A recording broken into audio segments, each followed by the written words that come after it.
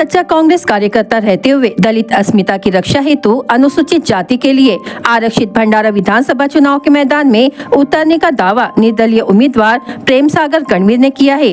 भंडारा में आयोजित एक प्रेस वार्ता में उन्होंने कहा कि उनकी उम्मीदवारी को लेकर कुछ गलतफहमियां उत्पन्न हो गई है, जिन्हें स्पष्ट करने उन्होंने कहा कि वे बागी उम्मीदवार नहीं बल्कि स्वतंत्र चुनाव लड़ रहे। प्रदेश कांग्रेस अध्यक्ष और पार्टी नेतृत्व में उन्हें चुनाव की तैयारियां करने के लिए कहा था और कांग्रेस से अधिकृत टिकट मिलने का भरोसा भी दिलाया था, लेकिन पार्टी ने एक विशेष समाज के दबाव में आकर उनका नाम नजरअंदाज कर दिया, ऐसा उन्होंने कहा। आगे उन्होंने कहा, अगर बगावत करनी होती तो वे यह कदम 10 साल पहले ही उठा लेते। उन्होंने कांग्रेस की विचारधारा पर विश्वास किया और पार्टी के कठिन दिनों में भी उसके साथ बने रहे। उनकी निष्ठा के कारण ही वे पार्टी के संकट के समय भी पार्टी के साथ रहे। उन्होंने आरोप लगाया कि कांग्रेस के प्रदेश नेतृत्व ने हमेशा दलित कार्यकर्ताओं को नजरअंदाज किया है।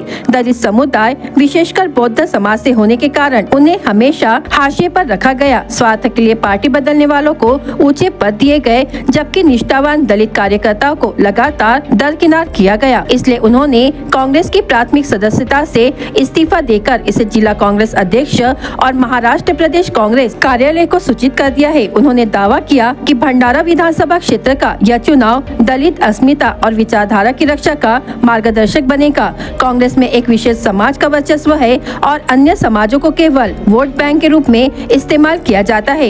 यह इस चुनाव में भी स्पष्ट हुआ है। उन्होंने स्पष्ट किया कि चुनाव जीतने के बाद भी वे स्वतंत्र रहेंगे और किसी भी पार्टी में शामिल नहीं होंगे। उन्हें अपनी जीत पर पूरा भरोसा है। प्रेम सागर गणवीर यह बात कहते हुए भावुक होकर रोने लगे। इस प्रेस वार्ता में सूर्यकांत हुम ने वरिष्ठ अम्बेडकरी नेता अचल मेश्राम, समता सैनिक दल के श्री राम बोरकर, डॉक्टर बाबा साहेब अम्बेडकर स्मारक समिति भंडारा के कोषाध्यक्ष महेंद्र वहाने, सोहेल खान, नईम खान, संदेश श्याम कुंवर, समता सैनिक दल के विलास नागदेवे सहित बड़ी संख्या में कार्यकर्ता उपस्थित थे। सतत 35 वर्षापासून मी काँग्रेसची सेवा केलेली आहे। एक प्रामाणिक कार्यकर्ता म्हणून काँग्रेसने जी जबाबदारी माझ्यावर दिली ती सर्व मी प्रामाणिकपणे पार पाडली, परंतु अनेकदा मला डावलण्यात आला। आज 2009 पासून हा मतदारसंघ राखीव झाला अनुसूचित जातीसाठी आणि या ठिकाणी एक दलित बुद्धिस्ट समाज मोठ्या प्रमाणात आहे। जवळपास 95,000 इथे बुद्धिस्ट समाज आहे आणि या समाजाला प्रतिनिधित्व मिळावं अशी सर्व समाजाची इच्छा होती आणि कुठेतरी या समीकरणामध्ये काँग्रेस पक्षाने चूक केली आणि त्यांनी एक वेगळ्या व्यक्तीला तिकीट दिली, ज्याचं या काँग्रेस पक्षाची काही देणं घेणं नाही आणि त्यांनी या काँग्रेस पक्षासाठी काही केलेलं नाही किंवा काही त्यांचं योगदान नाही काँग्रेस पक्षासाठी, अशा व्यक्तीला त्यांनी इथे उमेदवारी दिली।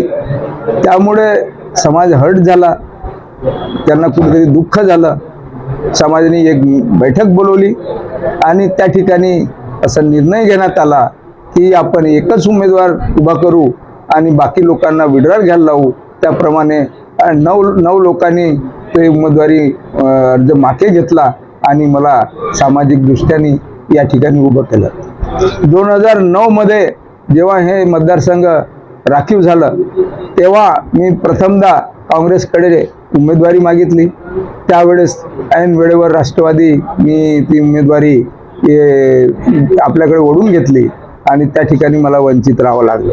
2014ला पुन्हा मी काँग्रेस पक्षाकडे उमेदवारी मागितली, तेव्हा सुद्धा मला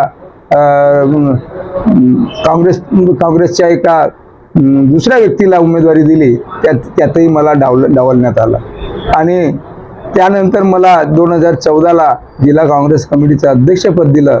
ते म्हणजे संपूर्ण महाराष्ट्रामध्ये बुद्धिस्ट समाजाचा मी एकटा अध्यक्ष होतो। काँग्रेस पक्षाने जे अध्यक्ष बनवलं तर त्याप्रमाणे त्यानंतर 4 वर्षाच्या जवळपास मी अध्यक्षपद भूषवलं आणि अचानकपणे नाना पटोले यांनी आपल्या लोकसभेचा राजीनामा दिला आणि काँग्रेस पक्षामध्ये प्रवेश केला आणि अवघ्या 6 महिन्यातच नाना पटोले साहेबांनी मला अध्यक्षपदावरून हटवलं आणि एक दलित जो बुद्धिस्ट समाजाचा महाराष्ट्रामध्ये एकच अध्यक्ष होता, कुठेतरी त्यांच्यावर ताशेरे ओढायला लागले आणि त्यानंतर त्यांनी एक राष्ट्रवादीमध्ये असलेले माजी आमदार बनसोड साहेब, दिलीप बनसोड साहेब यांना गोंदिया जिल्हा काँग्रेस कमिटीचा अध्यक्ष बनवलं. आणि असे असून सुद्धा मी काँग्रेस पक्षाशी एकनिष्ठ राहिलो. 2019 मध्ये सुद्धा काँग्रेस पक्षाने मला डावललं आणि त्या ठिकाणी RPIला ती तिकीट देण्यात आली आणि कवाडे साहेबांचा मुलगा या ठिकाणी लढला. त्यानंतर मी पुन्हा काँग्रेस पक्षाच्या प्रामाणिक म्हणून काम करत राहिलो आणि त्यानंतर 2024 मध्ये जेव्हा आली तर या ठिकाणी मला सांगण्यात आलं की तुमचं नाव नंबर 1 वर आहे आणि आपलं कधीही उमेदवारी निश्चित होऊ शकते. परंतु अचानकपणे एका महिलेचं नाव यांनी दिल्लीला पाठवलं, सिंगल नाव. तर मला थोडीशी भनक लागली. मी दिल्लीपर्यंत गेलो आणि दिल्लीमध्ये खरोखरच एकच सिंगल नाव होतं. आणि त्याच्यानंतर काही पदाधिकारी काँग्रेसचे माझ्यासोबत होते. ते आम्ही दिल्लीहून परत आल्यावर एक आंदोलन केलं की बा ही जागा बुद्धिस्ट समाजाला देण्यात यावी.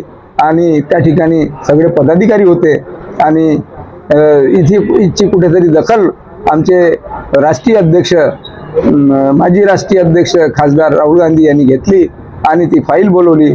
फाईल बोलवल्यानंतर त्यांना समजून सांगण्यात आलं की ही जागा मी निवडून आणतो आणि त्यानुसार ही जागा निश्चित करण्यात आली.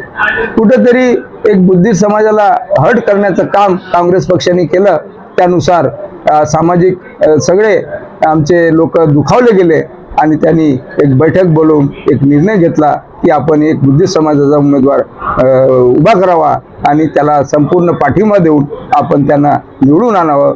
असं आज त्या बैठकीमध्ये झालं आणि त्यानुसार मला उभा राहण्याची त्यांनी इच्छा व्यक्त केली आणि त्यानुसार मी आज अपक्ष म्हणून उभा आहे आणि समाज माझ्या पाठीशी आहे. समाज मला मतदान करेल अशी मी या ठिकाणी समाजाला विनंती करतो.